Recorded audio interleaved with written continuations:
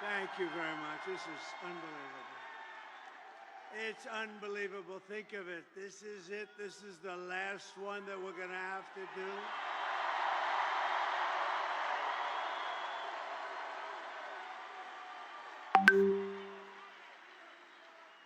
And doing 4 of these in one day is a little difficult, but not really, because the love in every one of them has been incredible, just like this. So it makes it a lot easier. And I want to say a very special hello to Grand Rapids. It's been a special place. Remember 2016, we were given a 3% chance. You remember we came to Grand Rapids, I said, how the hell are we going to lose? It was just like this. And I said, how are we going to lose? We're not going to lose. And it was a 3% chance. And then we won a little place called Florida and went to about a 7% chance. And then it went to an 11%. And then it went to 17%, you remember? And went that way. And then it went to about a 62% chance. And they had somebody in there going totally crazy. The woman, she became a fan. She was going crazy. Not on our side, on the other side, she was going crazy. But we're in very good shape. I have to tell you, we're way up in terms of the vote. You know, the Republicans are never up like that.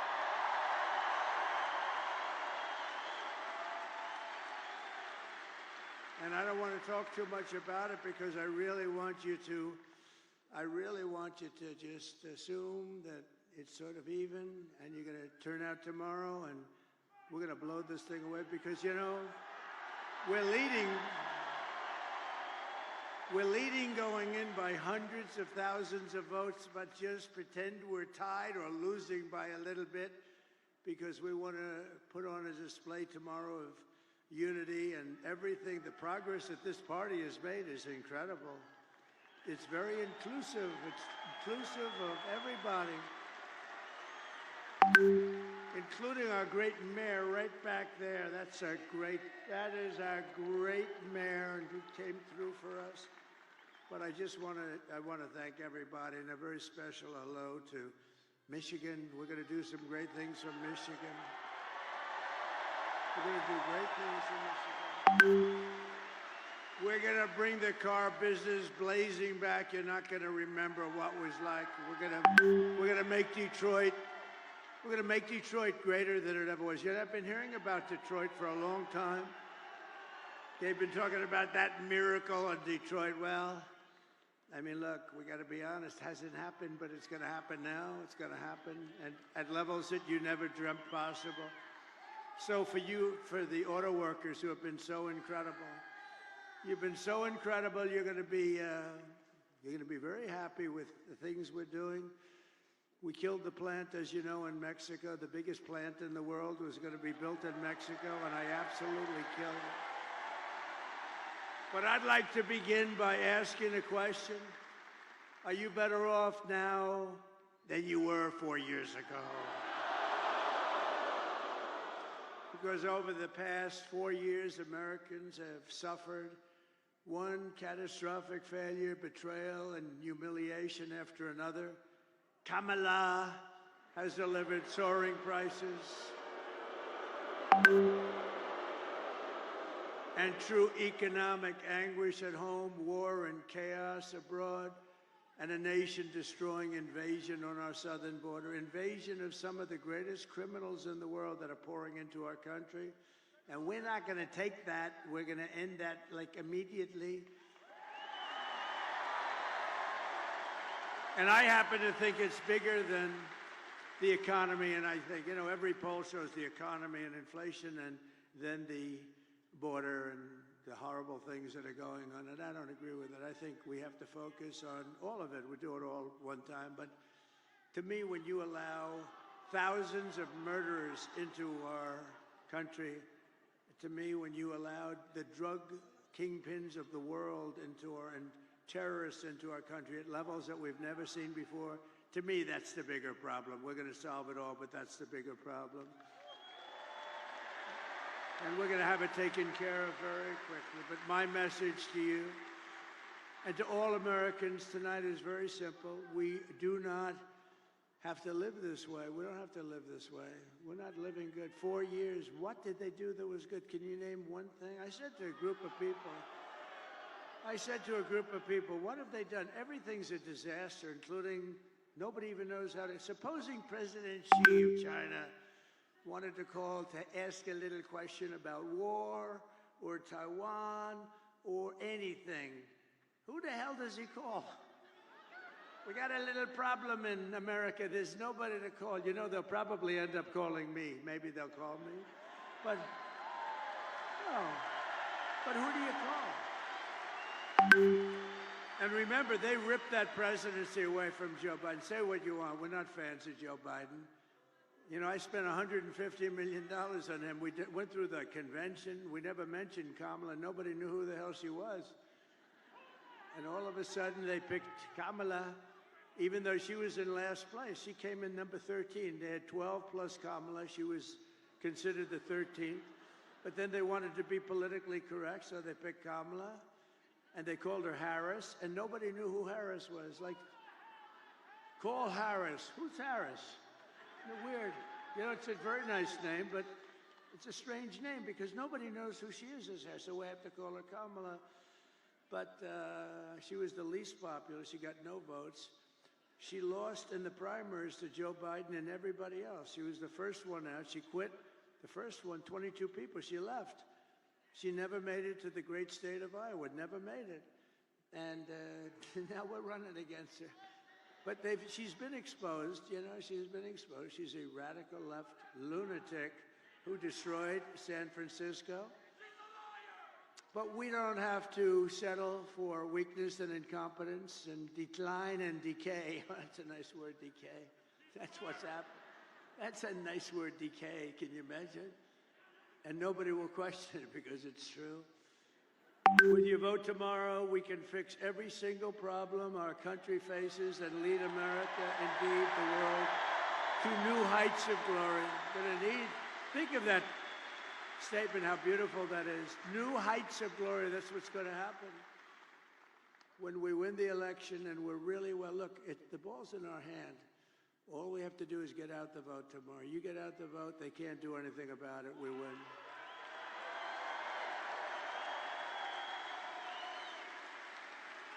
One of their top people just got on television. I was coming in and they said, these are not looking good, these numbers for them.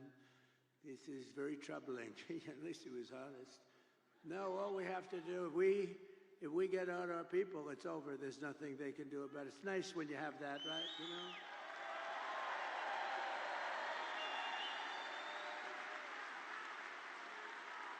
You know? In other words, to make you feel a little guilty, we would only have you to blame. But we put ourselves in an unusual position. Never happened where we're leading by hundreds of thousands of votes in the early stage vote.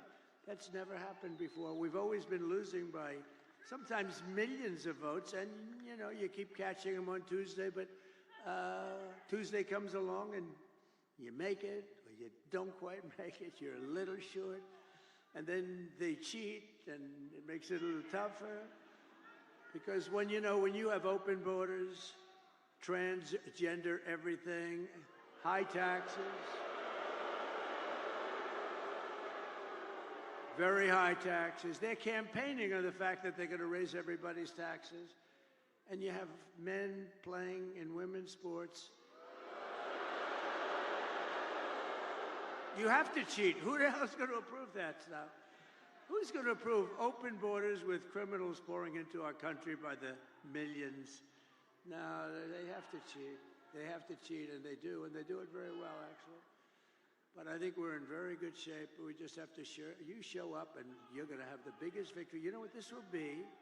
The single greatest victory, politically speaking, in the history of our country.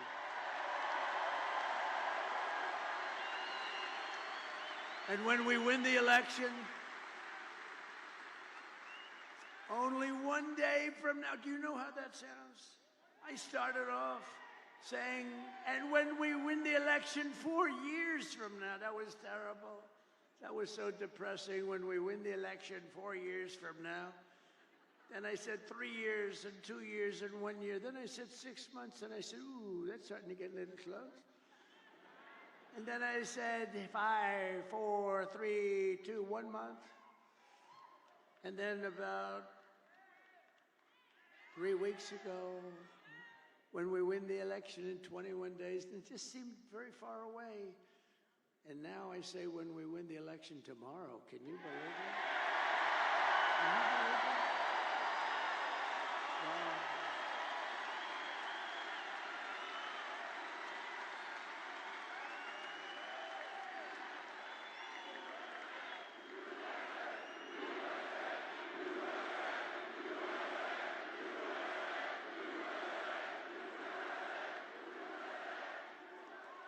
And what we've done, this is a sad occasion in certain ways, because I think we did like 930 rallies from the very beginning. That's a lot of rallies, and you know, and remember, if you make one slip up, and you know, I'm a person, as you probably noticed, I have this beautiful speech. I haven't really even gotten to it yet. One of these moments, I'll start giving you some beautiful things to listen to, and honestly, some terrible things to listen to. Terrible. What's happened, what they've done to our country is horrible. Horrible. And by the way, don't you like a president that doesn't need to use a teleprompter? Isn't there something refreshing?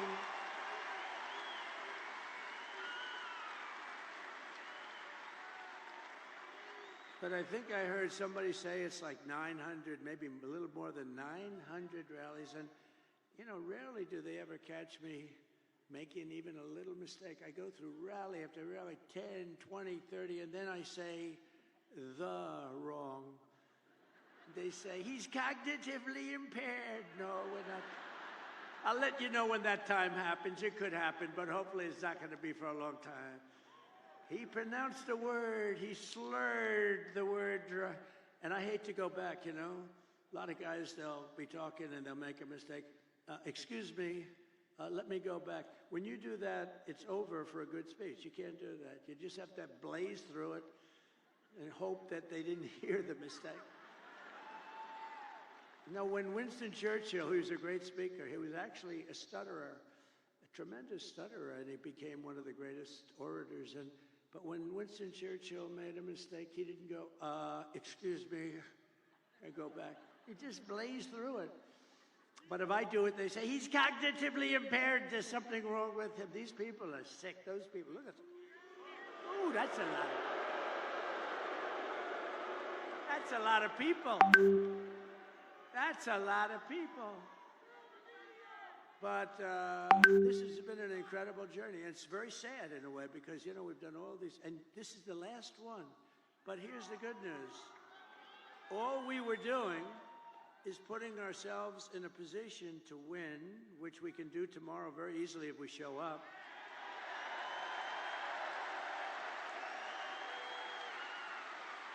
Just so you know, if we show up, they can't win. They can't. They mathematically can't win because they're so far behind. If you don't show up, I guess. But here's the one thing I will say. Show up anyway, but they have no enthusiasm.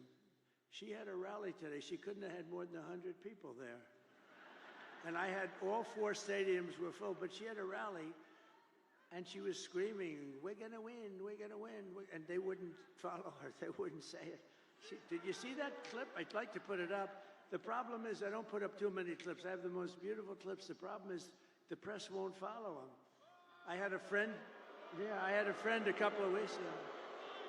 We made these gorgeous clips, and actually gorgeous in one way, but horrible in another, showing the death of children and all the damage that they've caused with the open border. And all they have to do is take those cameras. Look at all those cameras. Oh. And all they have to do is move them like an inch over and an inch up. I have oftentimes, well, not too many. I have oftentimes screens right behind me. All they have to do is just move it up 2 inches like this. And they don't do it because they're fake news. They don't want to show what's on the screen. It's a shame. So I'm having a modestly good hair day. Look at that, look. Modestly good. Not the best. I'm not thrilled, but it is what it is. No, it's great. But what I do see behind me are beautiful people, great workers, people that are proud and they love our country. That's what I really see. Nice, beautiful. So it puts us, assuming we can win tomorrow, which I think we should be able to do pretty easily. It's in our hands, right? It's in our hands. It's totally in our hands. Oh, it's today. Oh, it's today. Oh.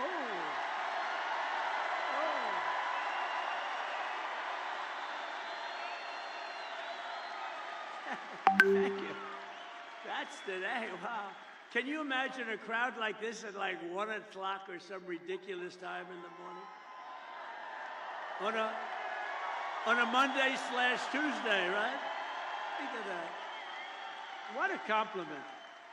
And it is, sir, she had nobody at these rallies.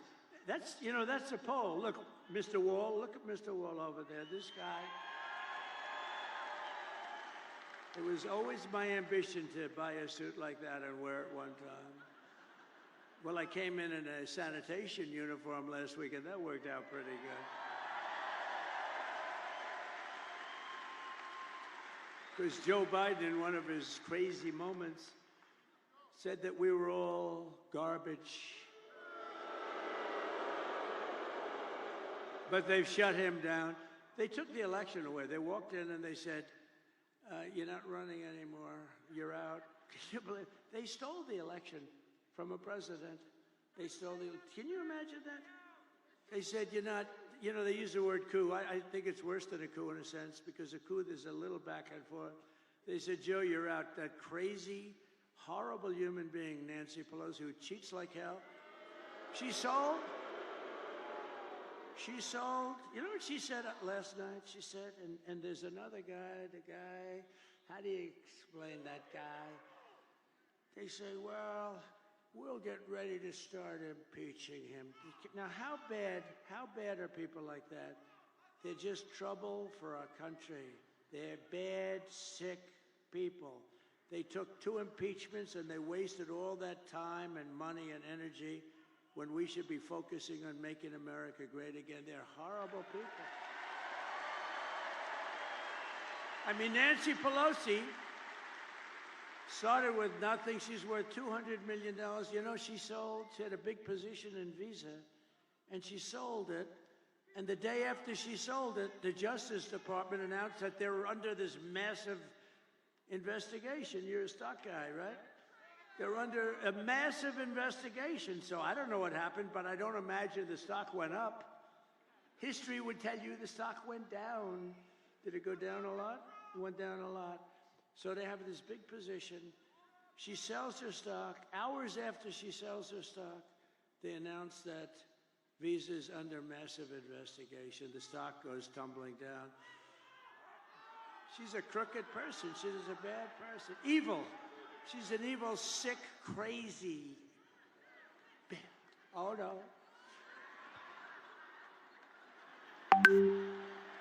It starts with a B, but I won't say it. I want to say it.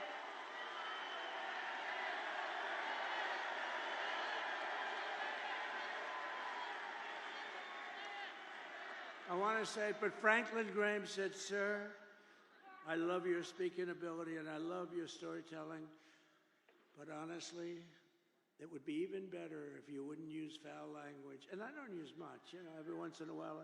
And it's never a real bad word. It's, you know, it's like never bad. And so I try to adhere, but he's wrong about one thing. It is a little better when you use the foul language because there's more emphasis. No, but these are bad people.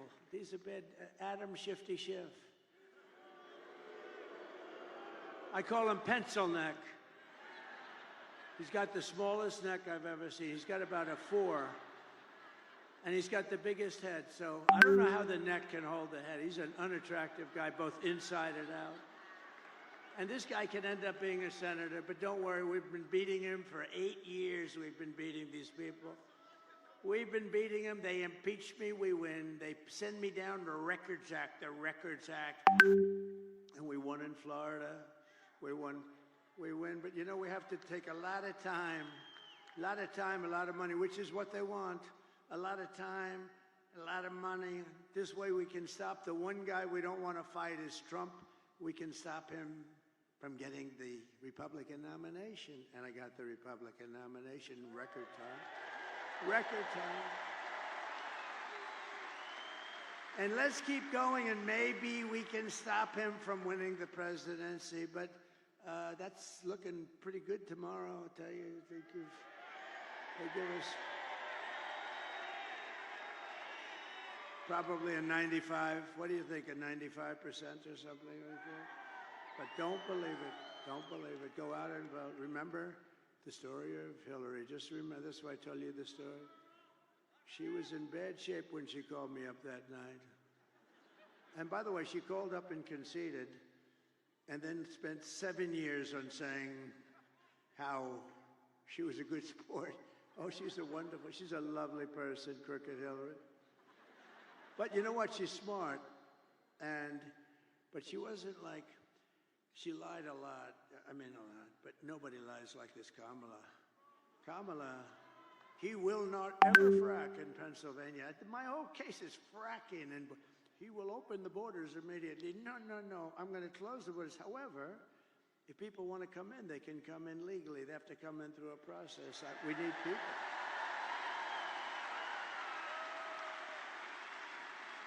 But Kamala is, I mean, this is known. She's a very low IQ person.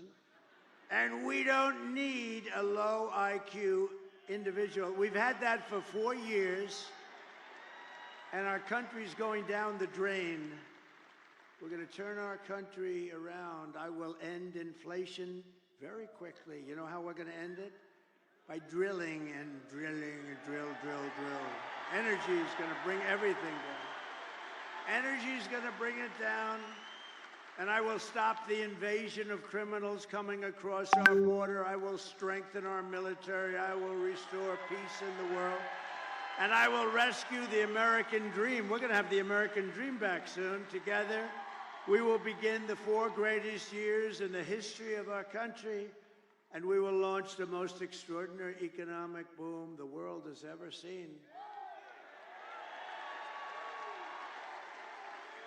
If you vote for Lion Kamala, you will have 4 more years of misery, failure, and disaster our country may never recover from. I don't believe that our country can take any more of this without just gone. I don't believe it can take any more. It's going to be, can't take this. This is abnormal abuse, And I heard somebody said the wall. I built 571 miles of wall, which is much more than I said I was going to build. And you know, it really worked. Walls work. 2 things work. What are the 2 things? Walls and wheel. They're the only 2 things that never get obsolete, right? Walls and wheels. A wall and a wheel. It's always going to be around. Other things, they have the beautiful computers. You know, you buy a computer. Oh, this is the greatest. 2 weeks later, it's obsolete. That goes on. I don't know how people do it. We have the king of computers. We have the king of everything endorsed me, Elon Musk.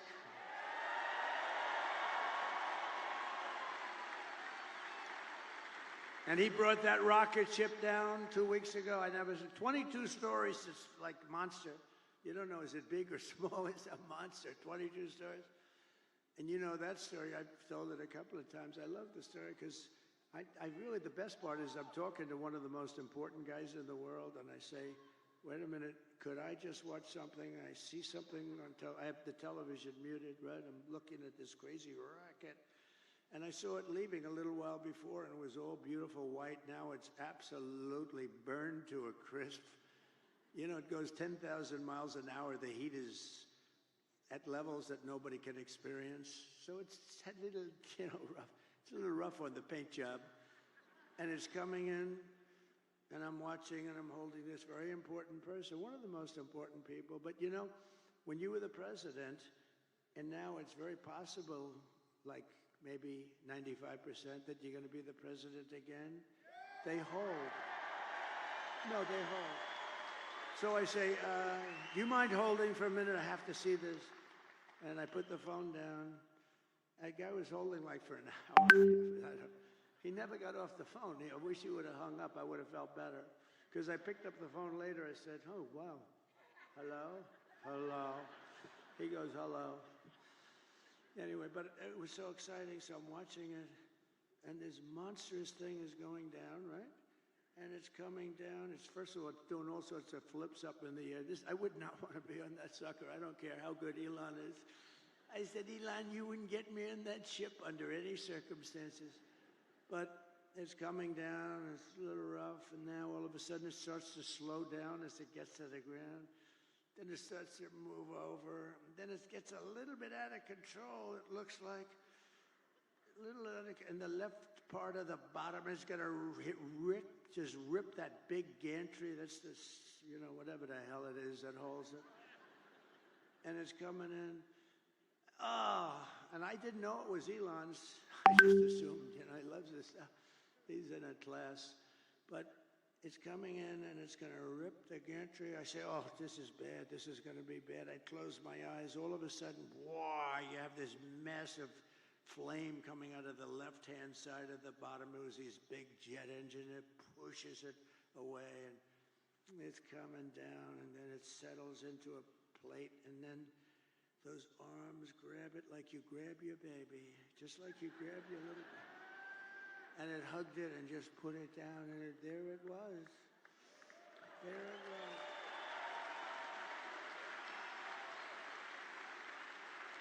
And I called Elon. I said, was that you? He said, yes. And he said, and by the way, he said this, and by the way, this is something I'd never said because I didn't even think of it before when I told this story. He said, and by the way, I'm heading up to Pennsylvania to campaign for you. That was 2 weeks ago. He's still there. Can you believe it? Because he considers the election more important than rockets, more important than anything. He helped us out a lot in North Carolina and parts of Georgia where they desperately needed the Starlink. I had no idea what Starlink. They called me up. They called me up in Georgia. Elon's incredible. He has Starlink. He's got everything has to do with stars and stuff. Very complex stuff. No, he's amazing. But, sir, I know that you know Elon Musk because I read your endorsement. You know, he says the most important endorsement he'll ever make. It was such a nice thing, and he said he wants to help. And I didn't know he was going to help to this extent. He went up. He won the big case today, too. He won the case. Huh? Because I don't know, he did something that I don't know what he was doing, but he did something with lotteries. And, you know, he's in a different, he's amazing. You're going to do lotteries and this and that and make your life fun. And he's having a good time. You know, he usually is in a lab, and he's happy there. All of a sudden, he's escaped the lab, and now he's out. And the public adores him. He's a great guy. The public absolutely adores him. But the man from North Carolina, great guy. You know, North Carolina was hit so hard with the water. The hurricane was essentially a massive pile of water. It was a big water hurricane, the biggest we've ever had. And they were so flooded. Areas that had never virtually seen water would turn out to be lakes. They ripped houses, trees. Everything was ripped down by the power of the tides that were going back and forth. It was terrible. And this man said, if you could ask him for help with Starlink, we cannot get it. It's very hard to get. And I called Elon, and he got it immediately for them. He got it so much that he had it there immediately. So much that you know, they couldn't even believe it. He said, this has saved a lot of lives. They had no communication in North Carolina, which, by the way, we're leading. In fact, somebody said they picked up stakes. There's no more ads. There's no more ads. That's usually a good sign. That's usually a sign that they're not going to win. But one of the reasons they're not going to win is because FEMA did such a bad job. So FEMA, you know, we had a great FEMA. We did good. But they spent most of their money, as you know, on illegal migrants coming in. They spent They spent so much money that they didn't have the money to take care of the people from North Carolina. But we will be there on January 20th, because on January 20th, that's when you assume it. But they pulled up stakes. Historically, when you pull up stakes and stop advertising and leave, historically, you're in pretty good shape in this state. Is that correct politically? Because I haven't done this as long as some of the, as well and as long as, well, I think I've done it better, actually, because I ended up being president, so I probably, but some of our great politicians have done this for a lot longer than me. So let me ask you, all of these senators, and when you pull up stakes and leave, historically, Doug Burgum was so incredible. He really is, isn't he? Is he a class act? His wife is much better. She blows him away, right? Catherine is much better. But, Doug, when you pull up stakes and you stop advertising, doesn't that generally mean that it's over, right? It's over. Doug is cautious. He doesn't want to, he thinks it's a trick question. No, it means it's over. And I think it's over in a lot of places. I think we're going to see some incredible stuff tomorrow. But it won't matter. It won't matter as long as you go out and vote. Nothing's going to matter, because it's in our, you know the expression, the ball is in their hands, the ball is in our hands. They can't do a thing about it. And now you're going to go out there later today.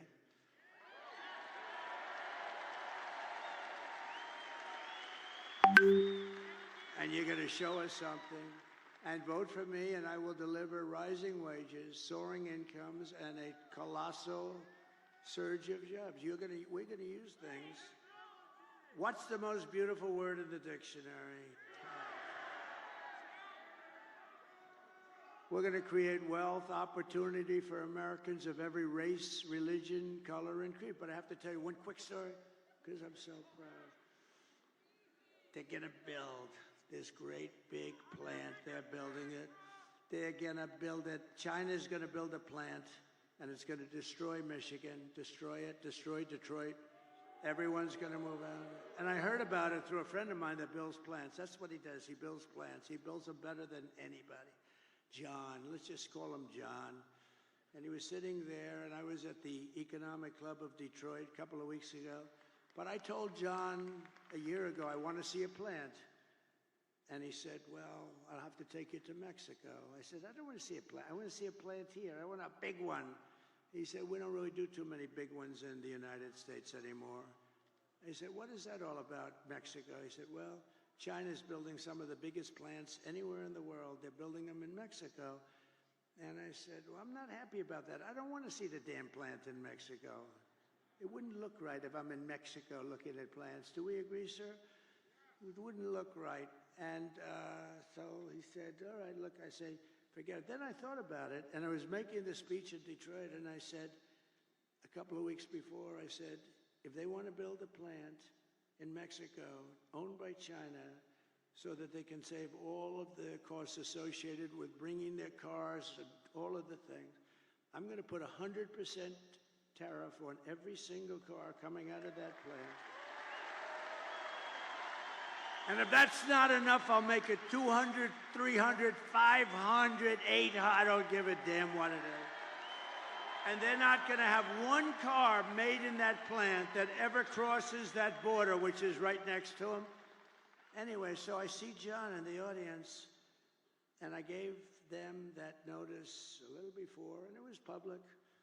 And I see him, and I send my people. I say, after I speak, make sure he comes to the back. I want to see him backstage. So I see John. I say, John, how's that big monster plant that's going to rip apart our country, but it's going to hurt South Carolina, Tennessee, and all the other places that do a lot of cars. It's going to hurt everybody. It's going to hurt the country. How is that plant doing? He said, sir, they've given it up because they think you're going to win, and they think you're going to tariff them, and they think they're going to lose their share. And sir, they've given up that plant. It's not going to be built anymore. So I saved Michigan and I saved Detroit, and we're going to let them build that plant. But you know where we want them to build it? Right here we want them to build it. And then they won't have any tariffs to pay. They won't have any tariffs, and they're going to use you to operate that big sucker, and they can build as big as they want with no tariffs. I said, let them know we'd love to have their investment. They're going to build it right here in Detroit, or at a minimum, they're going to build it someplace in the United States, and they won't have any problems. So so I saved Detroit and Michigan a lot. That alone, and I did that without even being president. How about that? They said he's going to win. They told John, we think Trump is going to win, and he's not going to let us make anything, and he's going to do things that we don't know. This guy is crazy. Because, you know, I charged China hundreds of billions of dollars in taxes and tariffs. They paid us, not one other president. And, you know, we're going to get along great with China. We're going to get along good. I want to get along with them. President Xi was great until COVID came. Then I wasn't so thrilled with him. But we did a great job in that. You know, we went back. Nobody knew what the hell it was. We did a great job. We get credit on our military. No wars. We did no wars. I had no wars. Remember when crooked Hillary Clinton? Remember when crooked Hillary was screaming during a debate, he's going to charge wars, he's going to have wars, he's going to prosecute wars all over the place. Look at him, he's a very volatile person. I'm actually not. I'm a very calm person. She's the one that's volatile. But he's a very volatile person. No, I stopped the wars with my being volatile. Nobody had a war. We didn't have any wars, except that we finished a war that we had. We beat ISIS. 100% of the ISIS caliphate was taken down. And it was done in a matter of weeks. When our stupid generals, our terrible generals, the guys up top like Milley, like Kelly, real losers. Kelly was dumb as a rock. I'll never do that again. I say, give me a letter of resignation. Yes, sir, I'd like to say. They said, just give me. You know, Biden never fired anybody. That's why he never had a bad book written about him. No, and also, number two, nobody cared. When I fire somebody, every major publisher in the world, will you say something bad? I had one person who was so complimentary. Sir, you're the greatest president that ever lived, blah, blah, blah. Then she gets a show, but they only want to hire her if I have all these letters. There's never been a better president. She goes in the show. I didn't like him. He was terrible. What a terrible human being. These people are sick. But you know what? All we can do is keep winning. That's all. Win, win, win. But a vote for Trump means your groceries, such a word I hear all the time, because I do like to mix it up with people, more so than my consultants. I think the people are much smarter than my consultants. My consultants are good, but I get much better. Like people say, groceries, right? I haven't used that. You know, such a sort of an old term. They say my groceries are so much more. I haven't, you know, the term is just like an old term. And it's a beautiful, but they say about my groceries were so expensive, they'll be cheaper. Your paychecks will be higher. Your streets will be safer and cleaner. Your communities will be richer. And your future as an American will be much better than it ever has been when I get in. Because this will be the golden age of America. And that's what I'm calling it. I'm telling the press. I hope you put it in. Isn't that a beautiful phrase? The golden age. I like to brand things, like I brand Pocahontas, and you know, I do a lot of branding. I'm one of the greatest branders in the world. A lot of them were Republicans, but they're all now friends of mine, so I can't talk. Some of my greatest branding was on the Republicans during the primaries, but they're all friends of mine. Most of them. Some of them, yeah, most of them are. Most of them are, but you know, I don't talk about that. Once the battle is over, I take those words, I put them away permanently in some cases. On occasion, I'll bring them back out. But just a few months ago, in a beautiful field in Pennsylvania, an assassin tried to stop our great movement, greatest movement in history. But that brush with death did not stop us by any means. It only made us more determined to finish the job that we had only just started.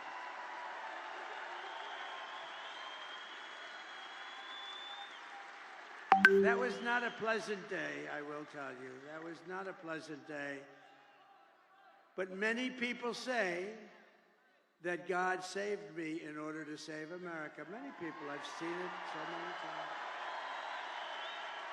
And with your help, we will fulfill that extraordinary mission together. We're going to fill it together. We are going to fulfill it together.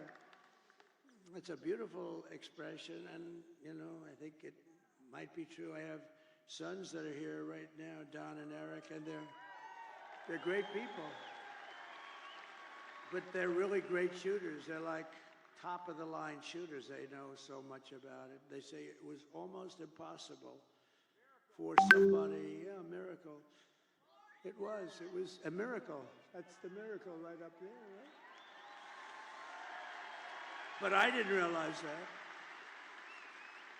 But from the distance that they were, they say it was a miracle.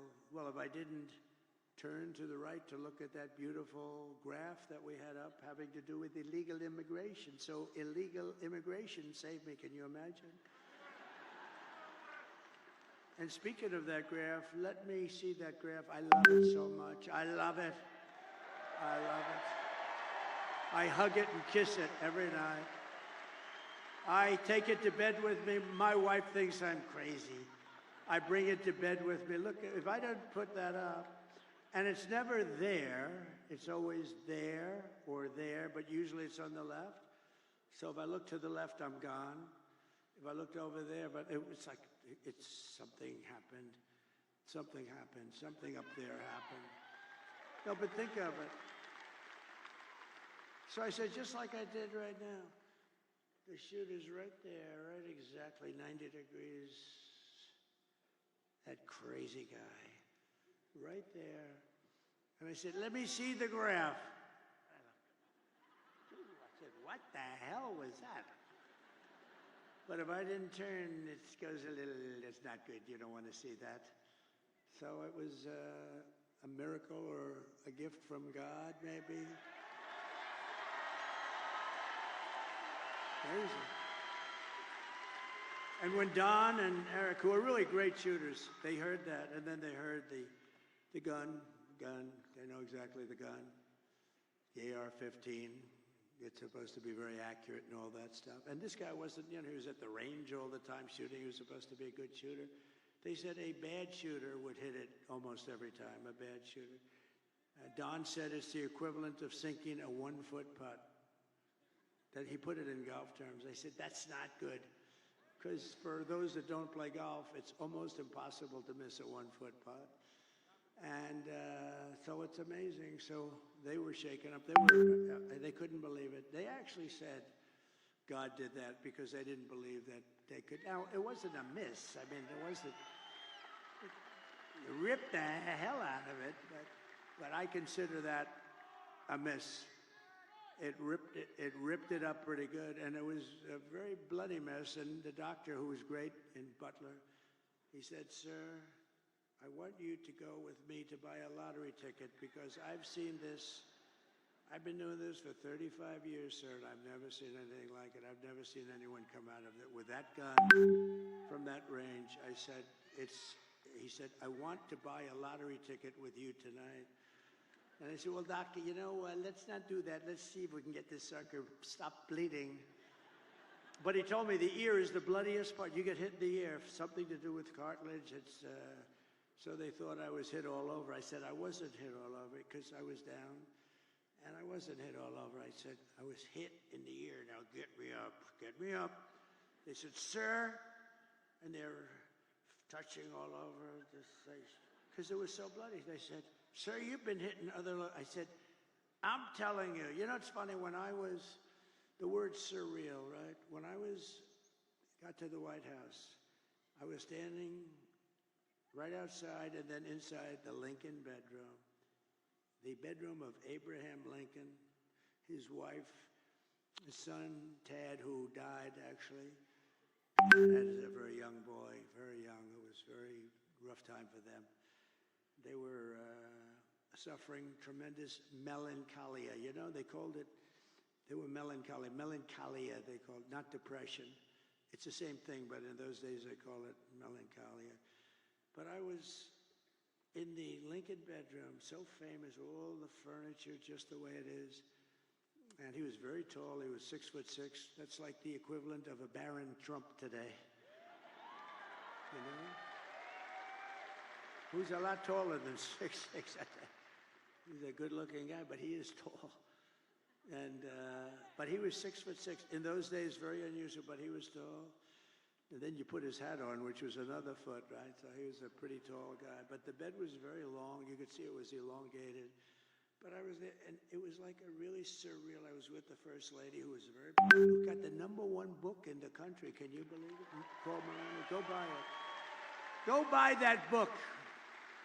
Go buy that book. It's great. I was a little nervous when I started reading it. I said, this could be very bad for me. Releasing a book before the election could be very dangerous for me. But no, it's a great book, and she's a great writer, actually. She wrote a note at the convention. Remember the note she wrote?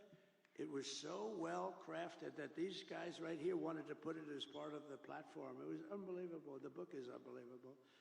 So go get it for Christmas or something. But it was just, when I was in the Lincoln bedroom, it was a surreal experience. It was like an outer body, they call it, experience. And it just was like it was something unbelievable. I said, can you believe this is where we are? And I was not a Washington person. I was only there 17 times, according to the fake news. But I think it's right. I was only there 17 times in my entire life. I wasn't, and I was a New York guy, which, you know, now I'm very much a Washington guy. I know the good ones, the bad ones, people. I know the dumb ones, the smart ones. I know a lot about the people. I didn't know anything about the people. I had to rely, and we did great. We had mostly great, the trade people, the war people. We had a lot of great people.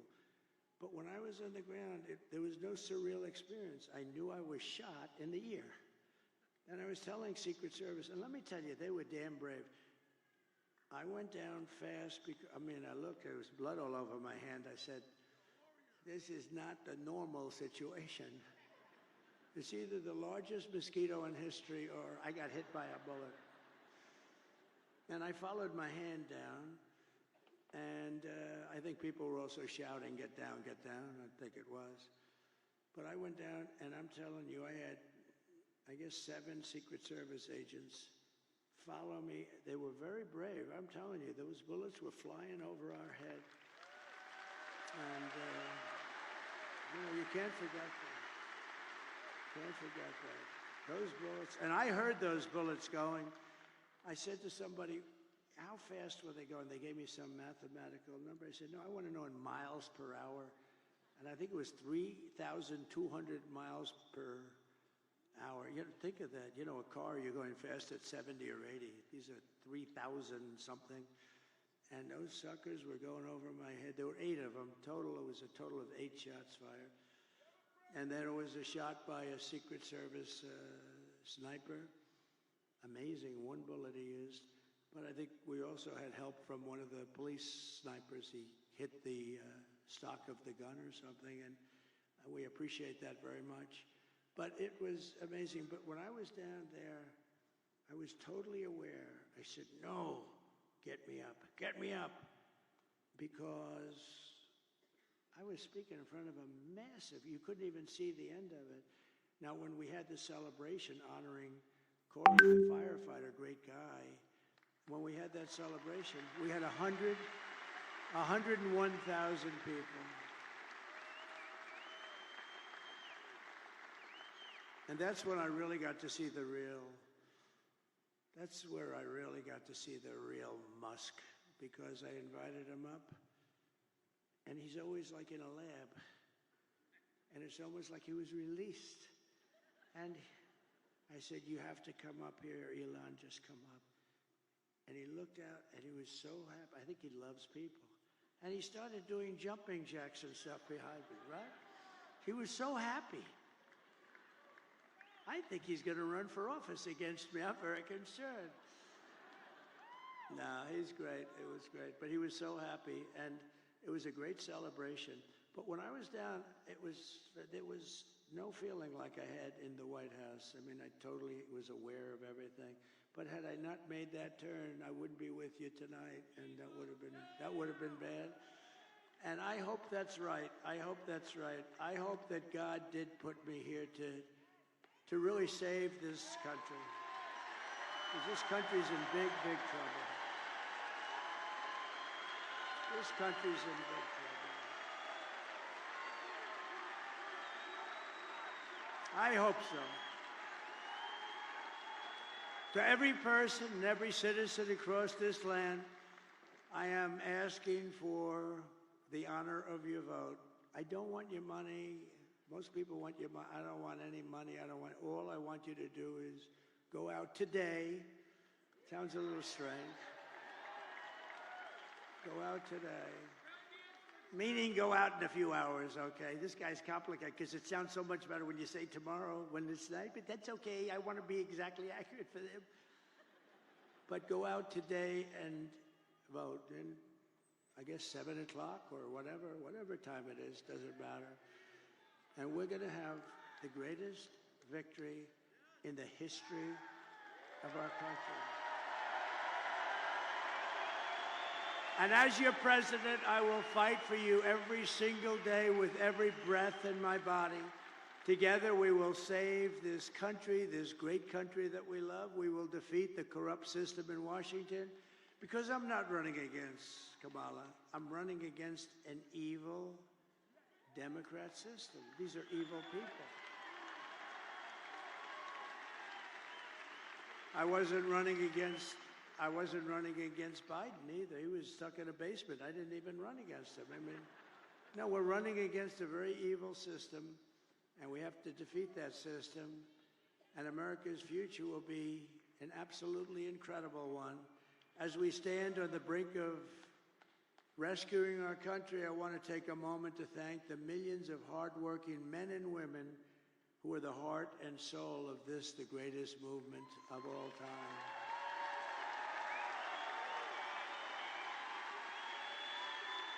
Because it's you much more so than me, frankly. You're incredible people. You built this country, and you're going to save this country, but you're incredible people.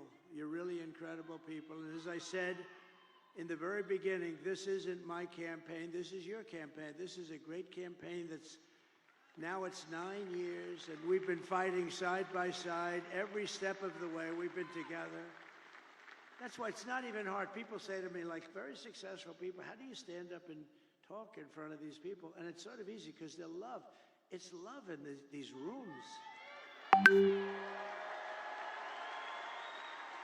I just left Pittsburgh, Pennsylvania, fly up here, and the love was the same. It's such love, and it's not hard to do. It's much harder to do when you have people screaming at you. But there's love in this room. I think there's love in the whole country. I think it's a much bigger movement than we even understand. I think we're going to end up getting numbers that are far greater than we would expect. But you've given your time, your money, and your whole heart for this cause, and your support means more than anything you can even understand. It's amazing. I love you all. You're very special. This is my last rally. Can you believe it? The rallies, these big, beautiful rallies, there's never been anything like it. And there never will be anything like it. And it just happened. It caught on. And I think it caught on because our country's in trouble. And, I happened to be a messenger that was able to tell you what you knew, because most people understand it. Most people with common sense, we're the party of common sense, they understand it. But this is all you need to know. I mean, Joe and Kamala broke it, and I will fix it. I'll fix it fast. And America will be bigger and better and bolder and richer and safer and stronger than ever before. It's going to be all of those things. The presidency requires strength, courage, and grit. And in a little while, you have to stand up and tell Kamala that you've had enough. You can't take it anymore. You're destroying our country. You were a terrible vice president. You destroyed San Francisco. She destroyed San Francisco. And she worked, when she was Attorney General of California, she worked along with a lot of her friends out there, like Gavin Newsom, the governor, one of the worst governors in history, and destroyed the state. I mean, more people moved out than moved in last year, first time ever. That's never happened before. You're going to say, Kamala, you're horrible at your job. You don't know what you're doing. You're a low IQ individual. We want smart people. We want cunning people. We're dealing with the smartest people in the world. We don't want you negotiating nuclear deals because you don't know what the word nuclear means. Kamala, you're fired. Get the hell out of here.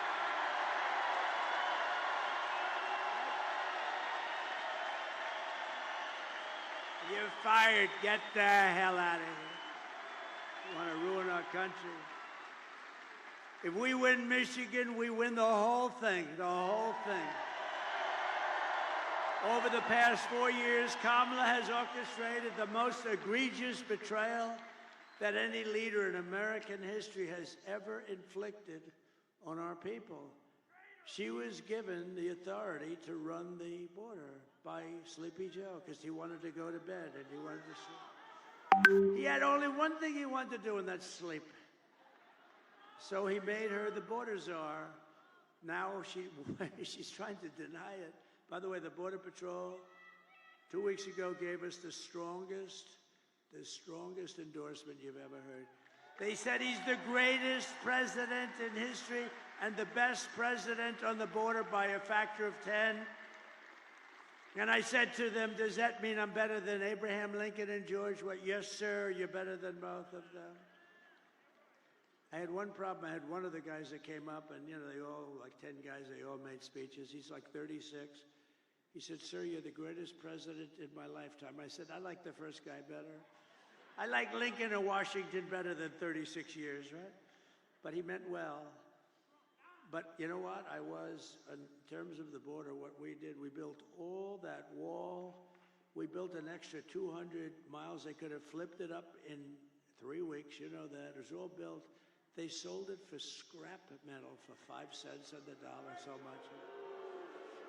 And that's when I realized they actually want open borders. She has violated her oath, eradicated our sovereign border, and unleashed an army of gangs and criminal migrants from prisons and jails, insane asylums and mental institutions. And these people are all coming into our country. Are you okay down there? Is somebody hurt? Oh.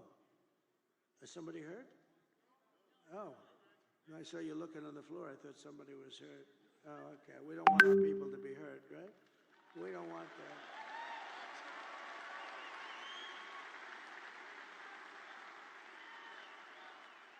But all around the world, they come from Venezuela, they come from the Congo in Africa, not just from South America. They come from all over the world, and they're stealing countless American lives. They're killing a lot of our people, a lot, far more than anybody thought even possible.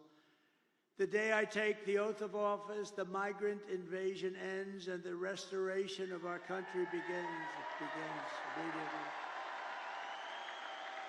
The United States is now an occupied country. Who would have believed somebody that's running for president and perhaps will be president in less than 24 hours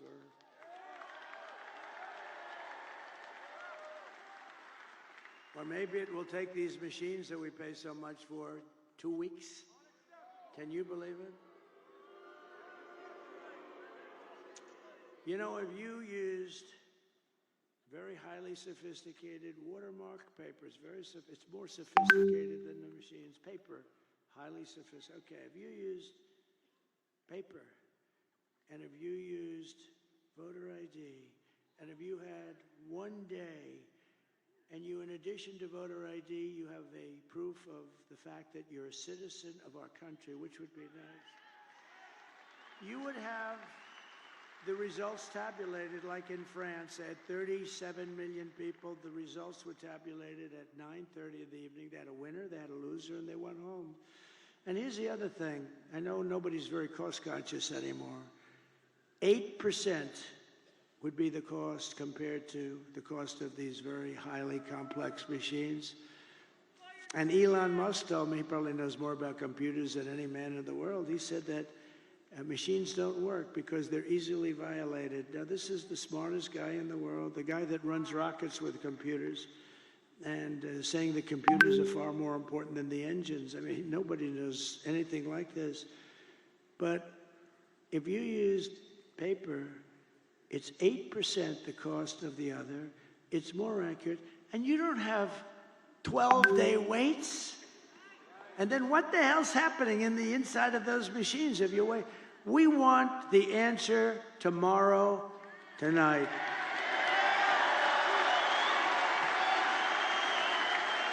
We want the answer tonight.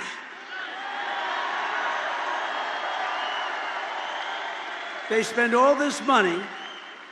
They spend all this money, and old-fashioned paper is much less expensive. And you know what? It's more accurate. It's much better. Something's going on with this. I mean, what the hell are they doing? But we don't want to wait 10 days, 12 days, 3 days, 2 days, or 2 hours. We want the answer tonight.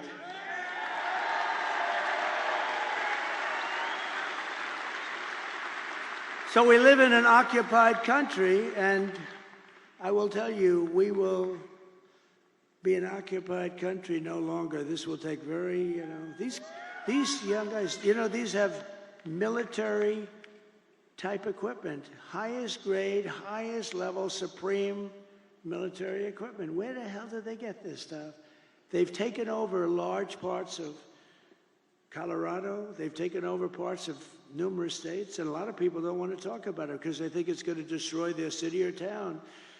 They're all over the place. And when they're not, those people running those towns, when they're not, they're petrified. They don't want them coming in. In one town in Ohio, as you know, they have a beautiful town of, think of this, 50,000 people, and they dumped 30,000 migrants into the town. So you have 50,000, now you have 30,000 migrants. Springfield, Ohio. It's a beautiful place, gorgeous place. And now if you want to go to the hospital, you can't. If you want to get a checkup, you can't. If you want to find a doctor, you can't. If you want to get your kid into school, you can't. It's a whole different world. We can't allow this to happen. They're destroying our country. November 5th, 2024 will be Liberation Day in America. On day one, I will launch the largest deportation program of criminals in American history.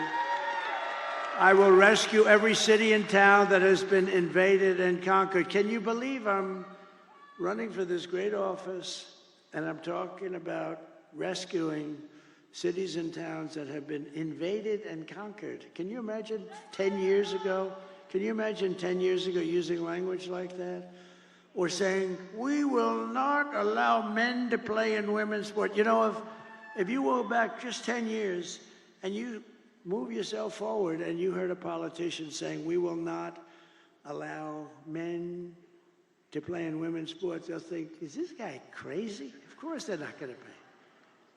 To expedite removals of Tren de Aragua and other savage gangs like MS-13. Tren de is from Venezuela prison system, and they are rough. I will invoke the Alien Enemies Act of 1798 to target and dismantle every migrant criminal network operating on American soil.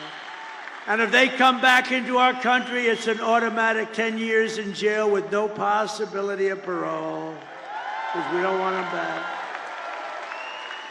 And I'm hereby calling for the death penalty for any migrant that kills an American citizen or a law enforcement officer. And I will ban all sanctuary cities in the United States of America. They're sanctuary for criminals. 4 years of Kamala have delivered nothing but economic hell for American workers. The workers are getting destroyed. Her inflation disaster has made life unaffordable and cost families over $30,000 in higher prices. Think of that. Who can afford that? Just days ago, we had the worst jobs report in modern history. I never wanted to be Herbert Hoover, and I'm glad these numbers are coming out now. I'll fix it, but boy, it's getting bad. 12,000 jobs were announced. Now, usually you hear 200, 250, you hear it for years and years.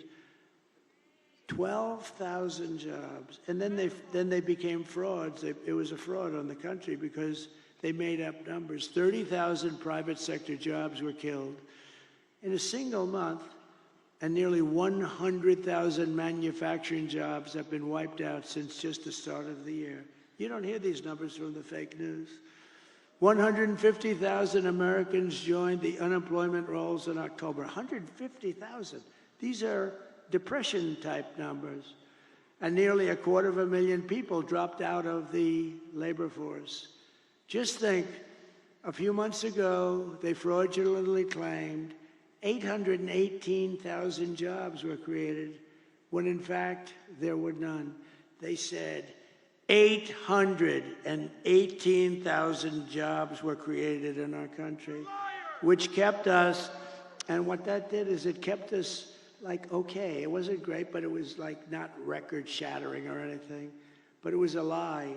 And they thought they'd be able to get away with it until after the election, and then announce after the election that they made a mistake. These are bad people. Fortunately, there was a whistleblower who I think should be entitled to an award. Could you imagine if it were me and we lost the election, and then a few days later they say that the job numbers are being revised by almost 1 million people? And now they've just revised it again. On top of the 818,000, 112,000 fake jobs were just announced. So you add that up, and it's almost 1 million fraudulent jobs were announced. And nothing happens. These guys don't report about it.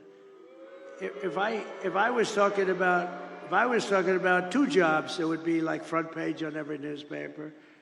They cheated, and it's fraud. You know, when they make mistakes, they make them for 2,000, 3,000. There was never 818,000 jobs right before the election were announced, and they turned out to be a fraud. And they were going to announce the revision after the election was over. What the hell kind of an election would that have been? So I want to thank this whistleblower. Meanwhile, 100% of the net jobs created in the last year have gone to migrants. Think of that, 100%. 100% of the jobs that were created went to migrants, not to people. And I'll tell you what, your black population is being devastated by these people. They're taking all the black population jobs away, and they should announce those numbers before the election also, because frankly, what's happening there, you're going to see some bad things happen. They're taking their jobs, and the Hispanic population's going to be next. You watch. It's horrible. But if I win, it's going to be not so horrible because we'll fix it. These are depression-type numbers, and that's where we're heading if she's elected. And if she's elected, we're talking about a 1929-style depression. Under my leadership, we are quickly going to turn this economic nightmare into an economic miracle. We're going to make it a miracle.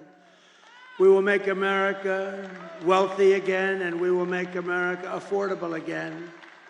And we're just one day, meaning a half a day, sir, away from the best jobs, the biggest paychecks, and the brightest economic future the world has ever seen. But you must vote. Gotta vote. You gotta vote. Kamala's plan will impose the largest tax hike in American history. I've never heard anybody campaign. I've done this stuff for a long time, but I've been involved for a very long time supporting candidates. And candidates are always saying, we will reduce your taxes, efficiency, all this stuff. They're running on the fact that they're going to raise taxes substantially. I've never heard that. This is the craziest campaign I've ever seen. We will raise your taxes. Vote for us. Mondale. Mondale, he says Mondale. I think you're right. We're going to raise your taxes, but they're going to do that on the typical family, American family. They're raising the taxes more than $3,000 a year. My plan will massively cut taxes for workers and small businesses, and we will have no tax on tips, no tax on overtime, and no tax for our great seniors on Social Security benefits.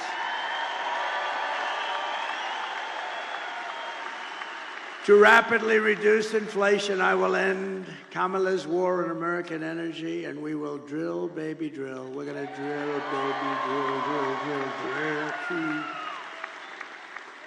And I will cut your energy prices in half within 12 months, okay? When that happens, everything's coming down. The donuts are going to come down. The food is going to come down. As we say, the groceries.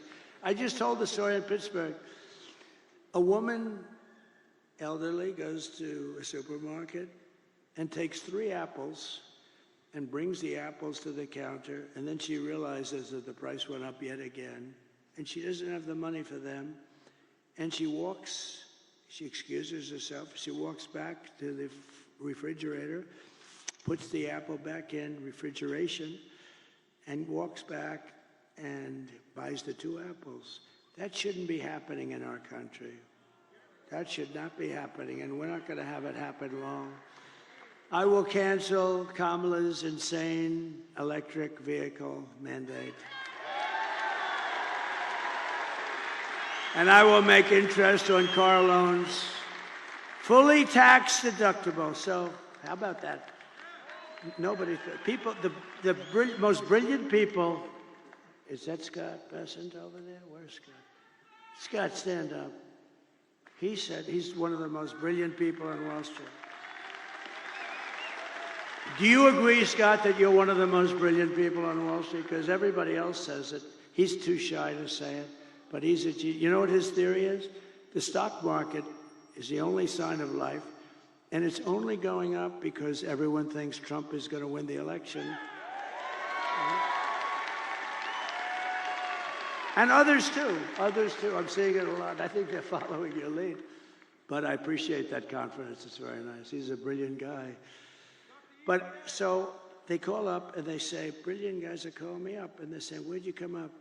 On a car loan, we're going to give people, we want to develop the car business in this country. In a car loan, we're going to give people the right to deduct interest, but only if the car is made in the USA. What the hell do I care if a car is going to be made in? If a car is going to be made in Japan or China or someplace else, what the hell? I don't care if they buy it. I want them to buy cars. So think of that, what that's going to do for Michigan. So if a car is made in Michigan, you get a big deduction. That's going to be somebody. So I started just with the deduction. Then I thought to myself, why should I give them a deduction to buy a car that's made in China or Japan or South Korea? Well, I don't, look, I mean, they're wonderful people. Everyone's wonderful, but I want them to be built here. So then I came in with that little extra tip, and it says, but you only get the deduction if the car is made in America. Isn't that like cool?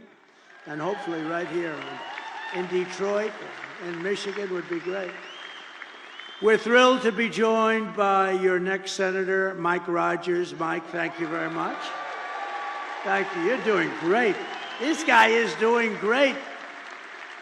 He is amazing. I think I'll tell you, it's hard to beat some of these people because they lie. I heard she's another one. She's going around saying she's very close to Trump. She agrees with Donald Trump on the tariffs and the wall and this, but she never agreed until about 2 weeks ago when she was losing, right? No, she's doing, but I have about 6 of them that are doing that. They're doing that against Bernie Moreno. They got a guy running against him, Sherrod Brown. I love President Trump very much. He's great. We're leading. I'm leading, how, by like almost 20 points or something. So all of a sudden they love me. They all love me. And the day after the election, he'll be calling for my impeachment. Let's impeach him. These people are sick. But we have great members, and Mike is really a talented guy, respected all over Washington. He was there, he was very successful. And I hope he can represent you because he's going to be one of the stalwarts. He'll be a leader. Thank you very much. And also members of Congress, John Joyce, Bill Heisinger, Tim Walberg, John Molinaire. I saw you guys. Very good speech you guys made. Boy, you really were rocking them, huh? You guys, very different styles, but tremendous talents and really good. Thank you very much. They really are tremendous. You have a great bunch here. I don't say that with all states. Some states I'm not so thrilled, but that's okay. And governors, Sarah Huckabee Sanders. Where's Sarah? She's so great. She is so great, right? Proud of her. I saw her father the other day. I served on a panel with him. And I said, you know, Mike, I think you're great. He endorsed me when I was running. He gave me a 4-page endorsement. And I think the endorsement was put out before I finished my speech. And I said, you know, you're great. He said, well, I appreciate that, but my daughter is far greater. How about that? Is that nice? My daughter is greater, he said. And he's not a man without an ego, I will tell you, right, Sarah? But he said, my daughter is greater. That's beautiful. That's a beautiful thing that he said. He's an incredible guy. And Doug Burgum, who's become one of the real stars of the party. And Catherine, stand up. I first noticed Doug by looking at Catherine. She was riding a horse in an ad. I said, who the hell is that? But I don't look anymore. No, beauty doesn't mean a damn thing to me anymore. It doesn't mean anything, but I did notice there was a woman, and to the left there was a man riding, but I didn't notice him so much. But it was this couple, and you know the ad I'm talking about. It was beautiful. It's like the most beautiful. He looked like the Marlboro Man. Whatever happened to him? But what a combination. And he's become one of the most successful governors. What he's done with the fracking and with the oil and gas and everything, he's become something special. He's done a great job. Thank you both very much for being here. Appreciate it. And former Congresswoman and Democrat candidate for president who did very well. I watched her for a long time. She's a woman of incredible intelligence, but maybe more than anything else, unbelievable common sense and very, very special. She just joined the Republican Party, by the way. She was an independent for years. Tulsi Gabbard. Tulsi, thank you.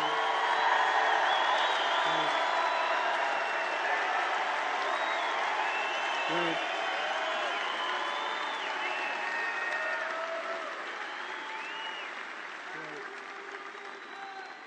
And a man who's very special with a great talent. He was the ambassador to Germany. And I'll never forget when I took him out, the happiest person in the world was Angela Merkel.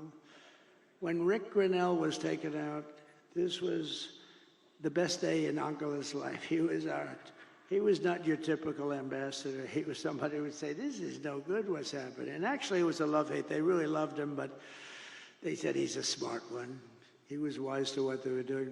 Rick Grinnell, where's Rick? Thank you. Thank you, Rick. And a woman who ran a very good race. It was a hard race because, you know, she believes in things and she believes in them very strongly. And I say you always have to stick with your beliefs. It's very tough. I told her it's very tough. But she's a hell of a woman. She had a father who I knew. He was a steelman. He was in the steel business. He was thankful when I put the tariffs on because we saved the steel industry. And he was a real pro. He passed away, but he was a great guy. But he'd be very proud of his daughter. His daughter's an incredible woman. Tudor Dixon. Thank you, Tudor. Thank you. We miss your father, right? He was, what a great guy he was. And then we have a woman who drives extremely fast.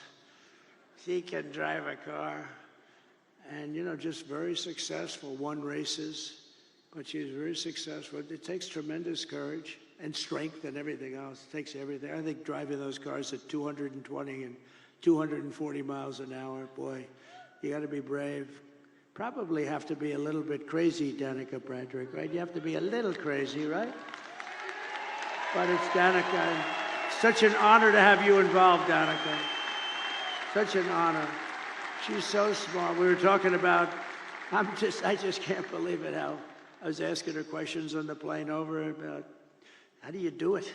How do you do it? Because, you know, they had me in one of these cars that start the race, and I'm sitting in the car, and we're going like 60 miles less than what you travel at. And I'm saying to the driver, you okay? He was okay. But it's an honor to have you involved. You're really special, a really incredible athlete. She's an incredible athlete. And another person that was very honest and very talented and doing an incredible job, but she was extremely honest. And sometimes you can be honest and it doesn't work out, but it's actually worked out really well because she's doing phenomenally well, better than before. Sage Steele, thank you very much, sir.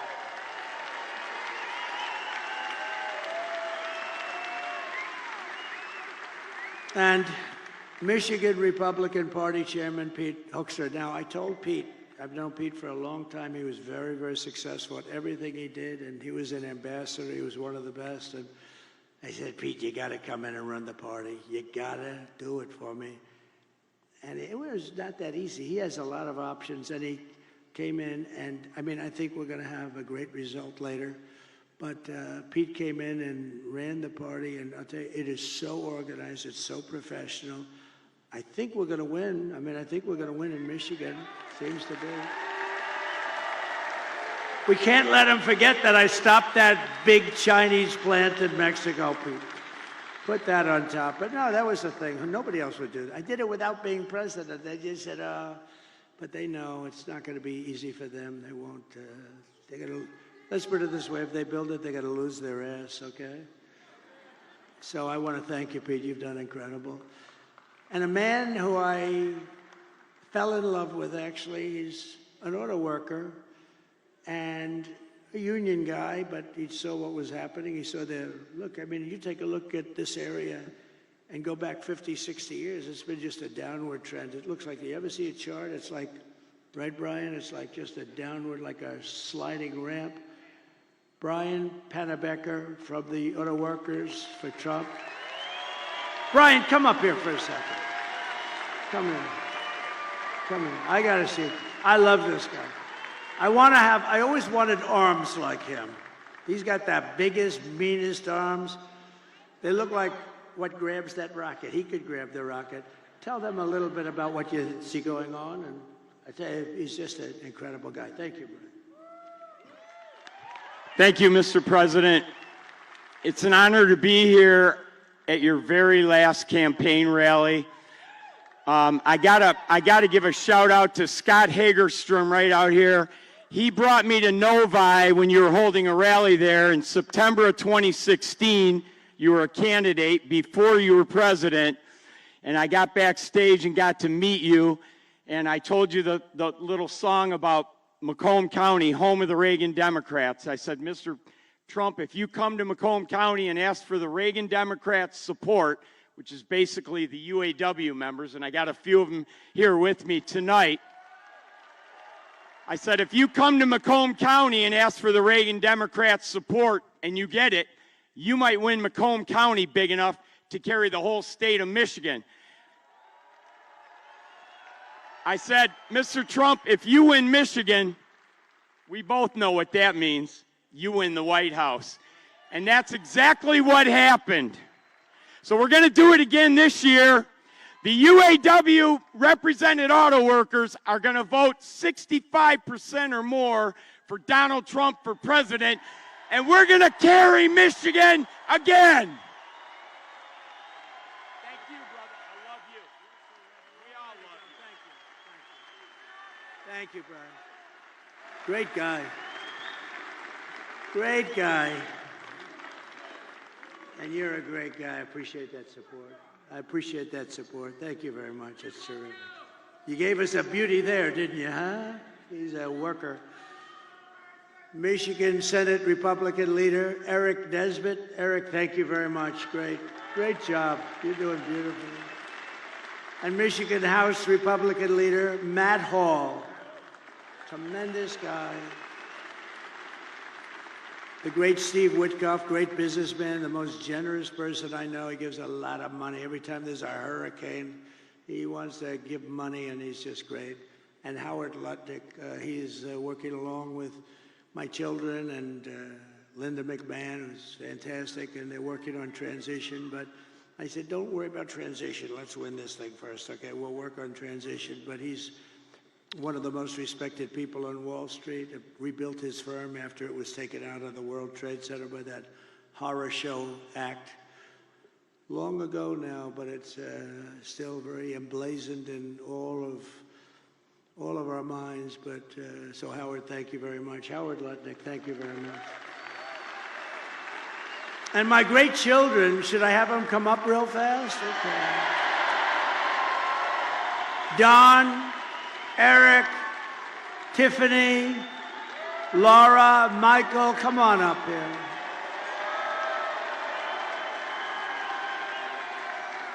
And we have Ivanka at home, sitting home, watching every second of it. And we have Barron, my beautiful boy, Barron. Barron, he knows more about computers than anybody. I closed up his computer. He said, Dad, it'll take it 2 minutes to figure that out. And all of a sudden, the damn thing opened up. I said, Barron, you got to turn it off. Okay, watch. I turn it off. It's no way. I put a separate code in. He's operating his computer. He's operating it 2 minutes later. So this group here, they are so committed. They didn't have to do this. I guess we all didn't have to do it, but we have to because they want to see our country be so great and so strong and so respected again. When people they're laughing at our leaders. We have a guy can't walk. He can't find the stairways. Look, there's about 6 of them up. He finishes his speech. He can't find the stairways. And she's worse than him. You see what's going on. Did you see it tonight? Screaming, we're going to win, we're going to win. And she's screaming, and it's like 100 people going, what the hell is wrong with her? But these people are behind me. I love them, but they are really special. They're very talented people. And every one of them. They've been great. Maybe I'll ask Laura to start and say a couple of words. Could I do that? She's the chairman of the party. Comes from North Carolina.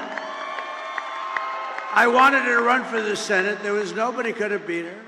But she said, you know, I have a great husband and I have beautiful kids and I really want to focus on them for a little while because she's been working hard. And she would have been great. And I said, who do you like? And they said, Ted Budd. And I went to Ted. I said, Ted, do you like it? He said, but I'm not going to run if Laura runs. I said, well, she wants you, she likes you a lot. And he's become a great senator, but she could have. But then she becomes like the chairman along with Michael Watley. Is Michael Watley here someplace? Yes? And I wanted, the mayor of Hamtramck is here. Come here. I didn't see, I see you. This is, you got to come up here, please. This guy has been with us almost from the beginning. He is, I'm so glad we got to see you. Hi, Michael.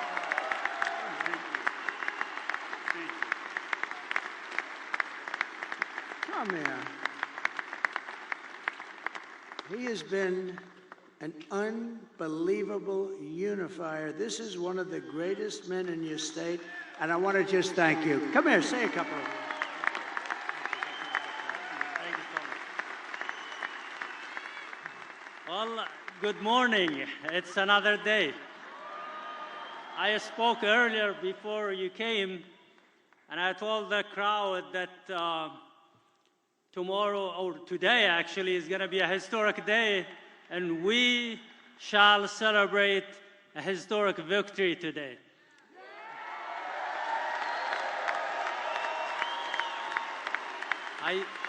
I'm very proud that I endorsed President Trump, and I broke the wall of fear among the Arab American and Muslim Americans, and I destroyed that wall of isolation and the wall of silence and the wall of hesitance among the Arab Americans. And now, today, we had a survey that was posted among the Arab Americans in the Metro Detroit, and it shows that President Trump is leading by 76%.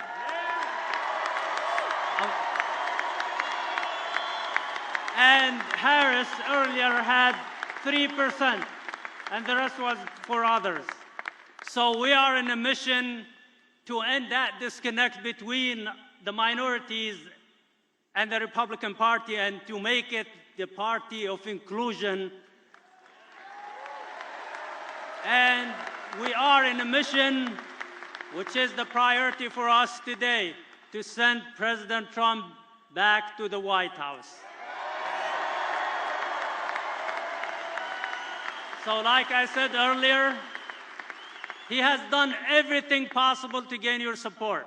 He told me last Friday that it was 62 days of hard work with no break and no rest, and today it's 65 days with no rest.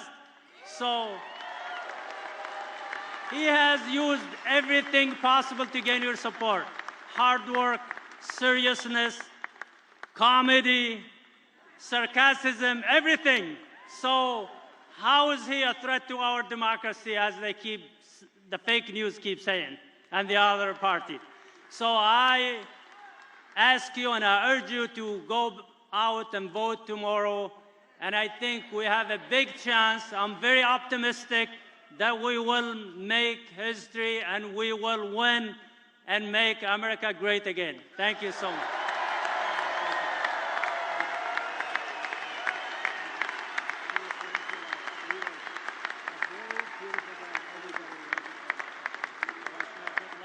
Very optimistic.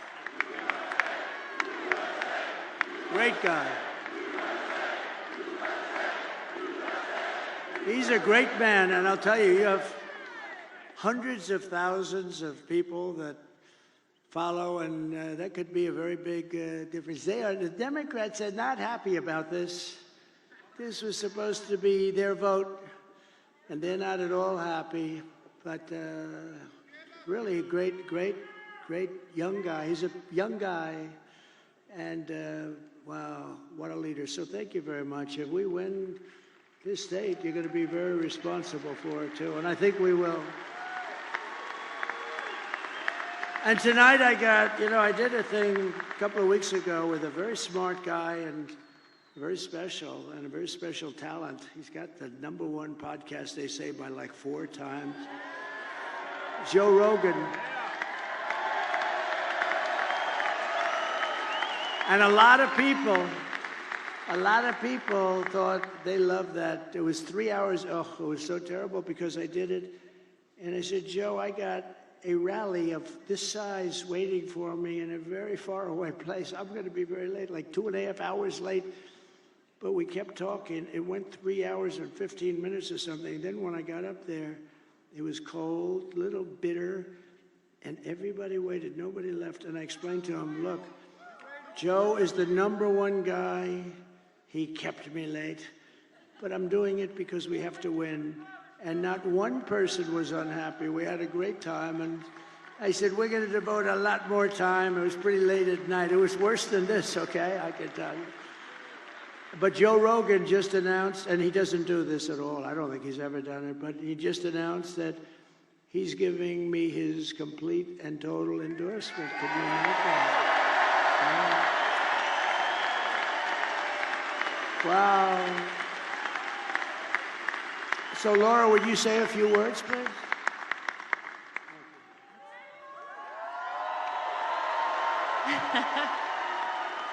Are we ready to turn Michigan red today?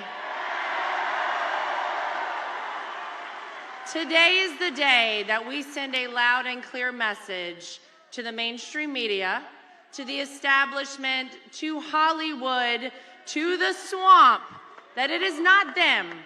It is we, the people, who get to choose our president. And we're choosing Donald J. Trump. I just want to say thank you. This is a very special night for our family. This has been almost a decade of doing this, and it has been my honor to be a part of this family, to be out speaking on behalf of a man who I love, not just because he's my father-in-law, but because he is going to save this country and going to save the world. Thank you, guys. God bless you. Get everybody out to vote. Thank you, Michigan.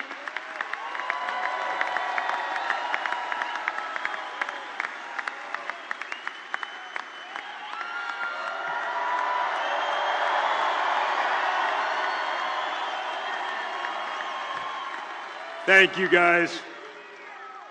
Today, when you wake up with not very much sleep, you gotta get to the polls.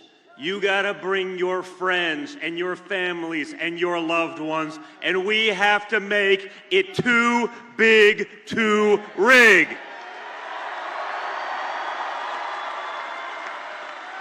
Guys, it's simple. It's a unique election. You've lived under both candidates. People like to pretend like it's not the Harris-Biden regime that has destroyed your American dream, our country, our economy, the entire world, and Western civilization. Well, you guys, starting right now, it's on you to reclaim what is yours, your country. It would be an honor for me, for you guys to show the same amount of resolve that this man showed on July 13th when he took a bullet to the face and came back defiant. You guys take that attitude to the polls, to your text messages to your friends. If you've early voted, drive everyone you know to the polls. That resolve is what kept us at peace. That resolve is what made trade deals. That resolve's gonna save America, and it's gonna put America first again, once and for all. So guys, now it's up to you.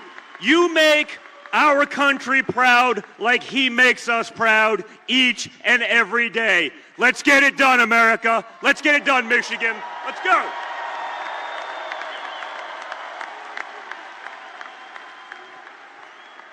Well, good morning, Michigan. Who else could have this many people at 2 a.m.? Only Donald Trump.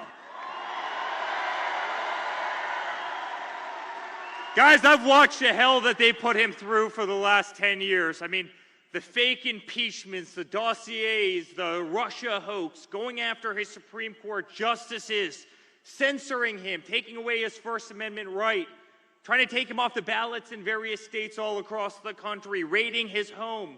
And yet he comes out every single day and he fights and he fights and he fights.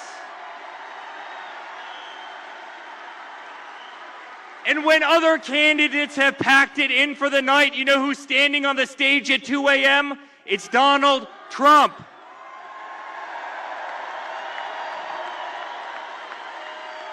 America, it's time for us to pick our fighter, and it's that man right there. And I can tell you, as a son, as a family, we have never been more proud of a person in our life. I have never been more proud to stand on a stage with somebody in my life. He's the most remarkable man I know, and I promise you I will be on the stage till the end of earth with you because I truly believe in you. And I believe what you're doing for this country and what you're doing for our children. And you are going to save democracy in the United States, and you're going to keep peace in the world. And I love you, and we're proud of you. And let's make America great again. Thank you, Michigan.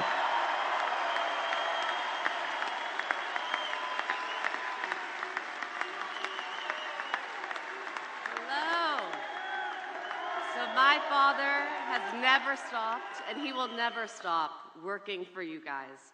So let's get out there. Let's vote for prosperity. Let's vote for the future that we want to have for our children and for our future generations. Thank you.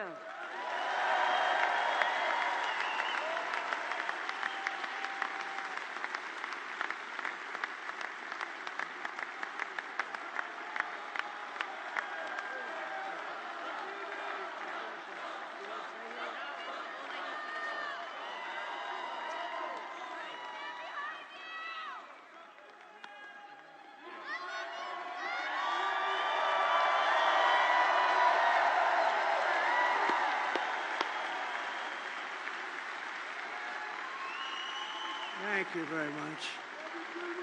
They're my kids, but I'll tell you, they're very good people. They're good people. They're great people that love our country, and they're working. They don't have to do this. They don't have to do this. So in conclusion, with your vote, we are going to fire Kamala, and we're going to save America.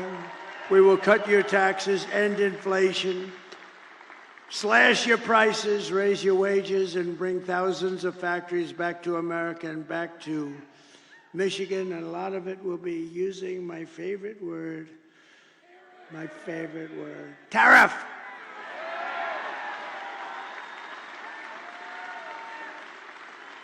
One of the things I'm going to do, I'll give you this as a little insight. I just announced it in Pittsburgh. I didn't think it's become a very big story already. So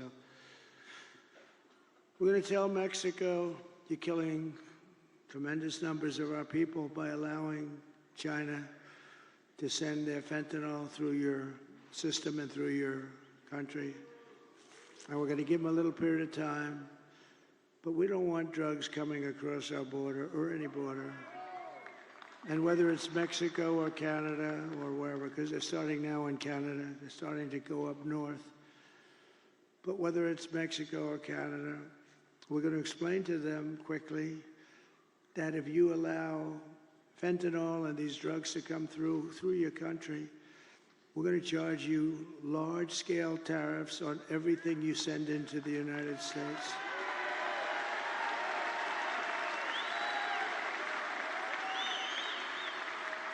And they're making a lot of money in the United States.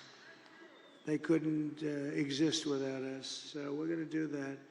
And we're going to tell China that if you continue to send fentanyl to Mexico or any place else that comes into our country, we're going to charge you a 25% tariff on everything you sell into the United States of America. We're not going to we can't let them.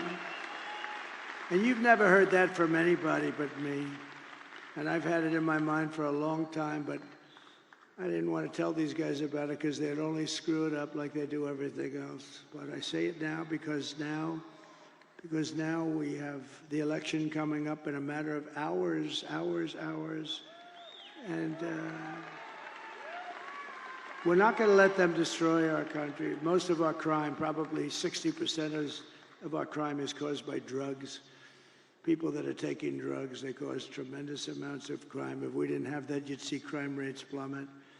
But, you know, the sad thing is that crime is plummeting all over the world because they're sending their criminals, they're sending their gang members, they're sending their drug dealers, they're sending their mental patients from all of these institutions. They're sending them into our country, and then they're opening up. Oh, we're sending them back. Don't worry about it.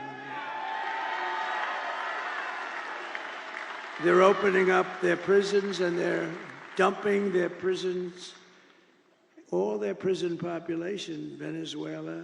They're way down. Their crime rate went way down because they're taking all of their criminals and terrorists and all of the people that are causing all the problems. And then on top of it, they're emptying their jails out into the United States through this very stupid person's open border. I don't know what they're thinking about. But maybe they hate our country, or maybe they want to get people registered to vote. Who the hell knows? But we're not going to allow it. It's going to stop immediately, day one.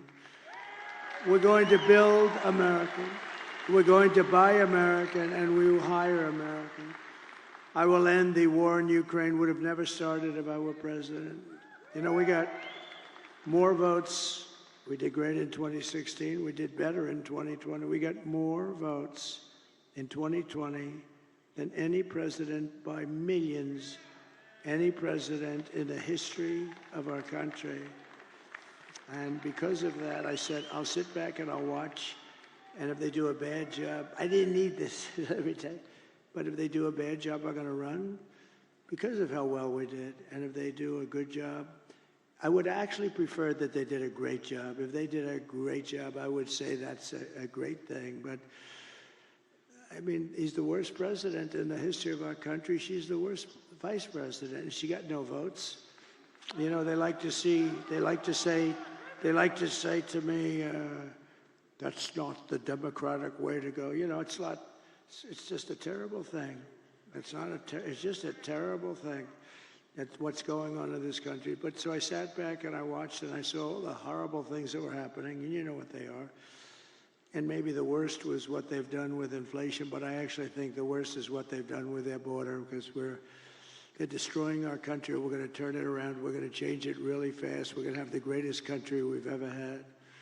I will stop the chaos in the Middle East. It would have never happened again. Israel would have never been attacked on October 7th. And I will prevent World War III from happening. I know all the players. And it's a very good chance that it will indeed happen. We will crush violent crime and give our police the support, protection, resources, and respect that they so dearly deserve.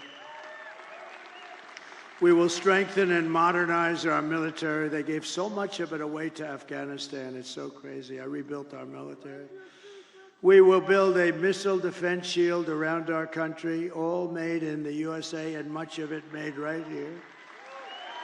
And Ronald Reagan wanted to do it many years ago, and he really was right, other than we did not have the technology. I'm glad we didn't do it, but now we can shoot a needle out of the air. We can shoot a little pin out of the air. It's incredible technology, our technology.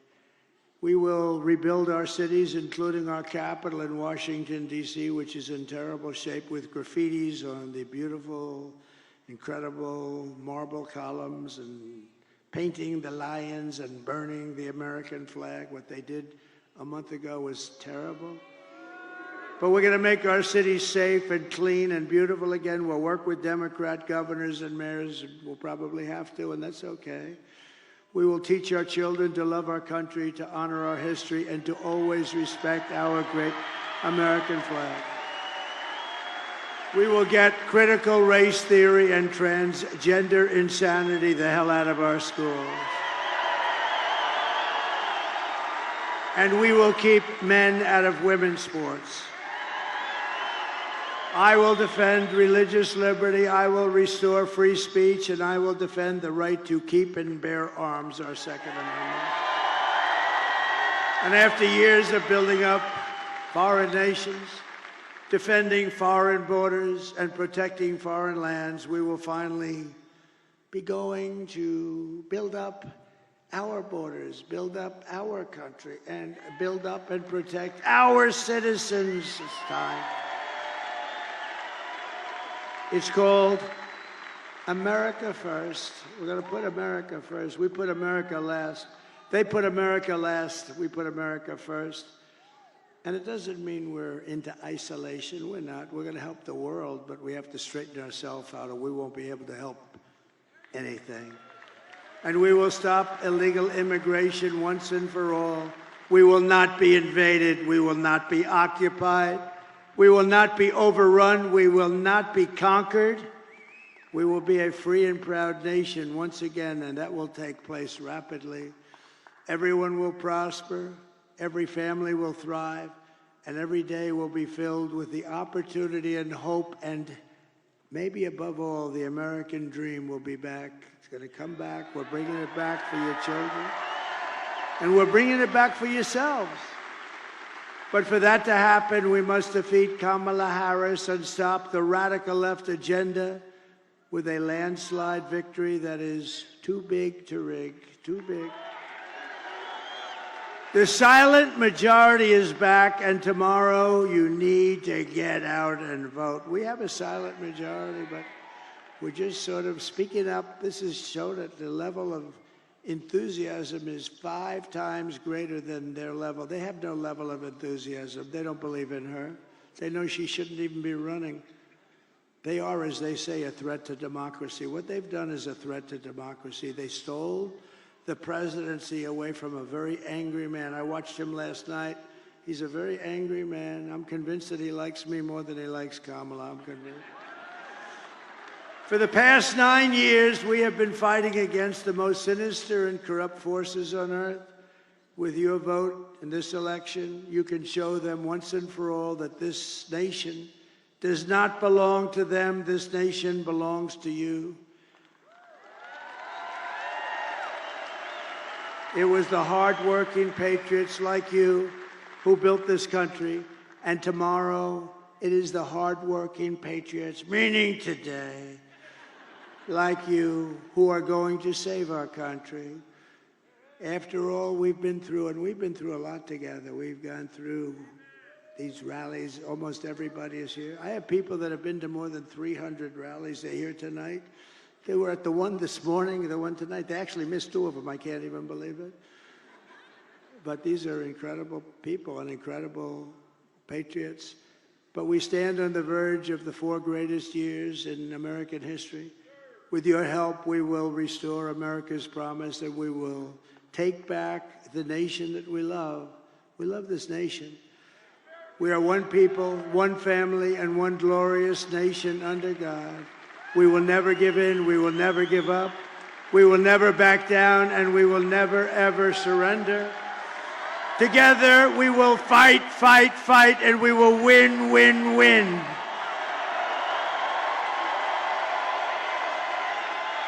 November 5th, today, will be the most important day in the history of our country. And together we will make America powerful again. We will make America wealthy again.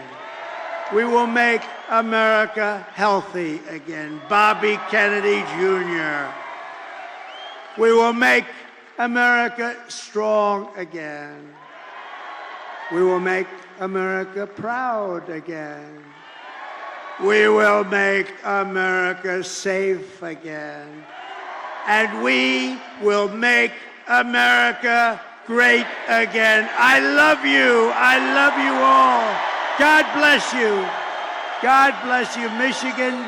God bless the United States of America. Thank you, everybody. Thank you. Great honor. Thank you.